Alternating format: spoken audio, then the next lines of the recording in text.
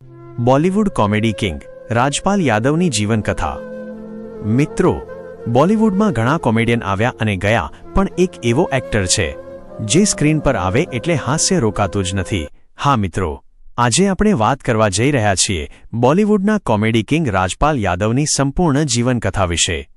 બાળપણ અને જન્મ। રાજપાલ યાદવનો જન્મ 16 માર્ચ 1971ના રોજ ઉત્તર પ્રદેશના શાહજહાંપુર જિલ્લાના કુંદ્રા નામના નાના ગામમાં થયો હતો। તેઓ એક સામાન્ય ખેડૂત પરિવારથી સંબંધ રાખે છે। બાળપણથી જ રાજપાલને નાટક અને એક્ટિંગમાં ખૂબ રસ હતો। ગામના કાર્યક્રમોમાં તેઓ હંમેશા ભાગ લેતા। અભ્યાસ અને એક્ટિંગ ટ્રેનિંગ। એક્ટર બનવાનું સપનું લઈને રાજપાલ યાદવ લખનૌ ગયા। ત્યાં તેમણે ભારતેન્ડુ નાટ્ય અકાદમીમાં અભ્યાસ કર્યો। પછી દિલ્હી જઈને NSD નેશનલ સ્કૂલ ઓફ ડ્રામામાં એક્ટિંગની પ્રોફેશનલ તાલીમ લીધી। અહીંથી તેમની એક્ટિંગ વધુ મજબૂત બની। મુંબઈમાં સંઘર્ષ। અભ્યાસ પૂર્ણ કર્યા પછી રાજપાલ મુંબઈ આવ્યા। પણ મિત્રો, અહીંથી શરૂ થયો સાચો સંઘર્ષ। નાના નાના રોલ, ઓડિશન, રિજેક્શન, ઘણા સમય સુધી તેમને ઓળખ મળી નહીં। ફિલ્મી કરિયર શરૂઆત। 1999 આસપાસ તેમણે ફિલ્મોમાં નાના રોલ કરવાનું શરૂ કર્યું। પણ 2000માં આવેલી ફિલ્મ જંગલથી તેમને સાચી ઓળખ મળી। આ ફિલ્મમાં તેમના નેગેટિવ રોલને લોકોએ ખૂબ પસંદ કર્યો। કોમેડી કિંગ બનવાની સફર।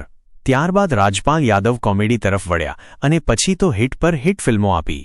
સુપરહિટ ફિલ્મો: હંગામા, ચૂપ ચૂપ કે, ભૂલ ભુલૈયા, માલામાલ વીકલી, ભાગમ ભાગ, ઢોલ, ફરી હેરાફેરી।